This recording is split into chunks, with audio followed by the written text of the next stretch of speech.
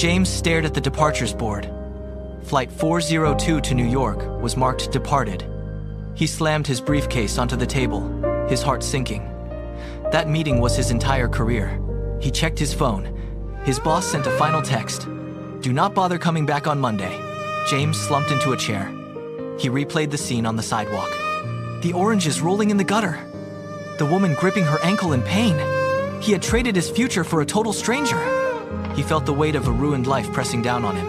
Suddenly, the airport lobby erupted into chaos. A news report flashed on the wall-mounted television. A passenger plane had lost engine power just minutes after takeoff. It crashed into the Hudson River. James stood frozen. He recognized the flight number on the screen. It was his flight, the one he missed. He looked at the wreckage footage, then at his own hands, trembling with a sudden, terrifying realization. He was supposed to be there. He reached into his pocket and called the hospital to check on the woman. He was no longer counting lost contracts. He was counting his heartbeats. He walked toward the exit, leaving the terminal behind. He had no job, but he had his life. The airport terminal went dead silent. Every screen flashed a breaking news alert. The flight James was supposed to board had suffered a catastrophic failure minutes after takeoff. James stood frozen by the gate, his hands shaking as he gripped his bag. That was his plane, the one he missed. He stared at the images of emergency crews swarming the wreckage. He had spent all morning pacing this terminal, cursing his luck and the delay. He slumped into a plastic chair, breath coming in ragged gasps. If he had not stopped to help that elderly woman with her fallen luggage, he would be gone. The realization left him cold. That night, sleep never came.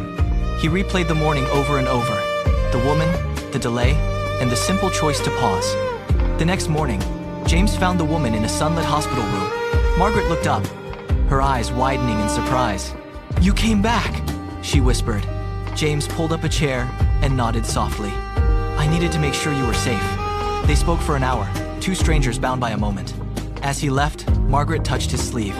"Life has a funny way of rewarding kindness," she said. James walked out into the bright morning air. The weight of the past day finally lifting. He was alive, and for the first time, he understood why. For 2 years, James visited Margaret every weekend. He sat on her porch, leaving his watch forgotten in his pocket as she described the changing seasons. Slowly, his life began to shift. He called his parents every Sunday and spent his Saturdays sorting crates at the local food bank.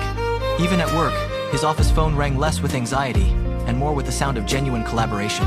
2 years later, the CEO stood in James's office offering an international leadership role.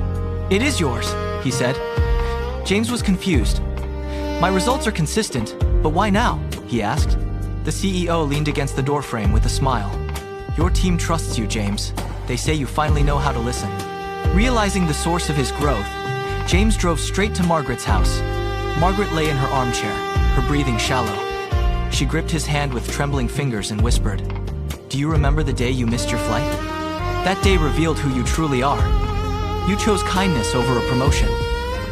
She closed her eyes for the last time. Years later, James kept her photo on his desk.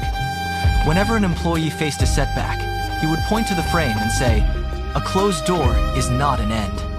It is a redirect." He was no longer rushing toward a deadline, but walking toward a life he had finally learned how to build.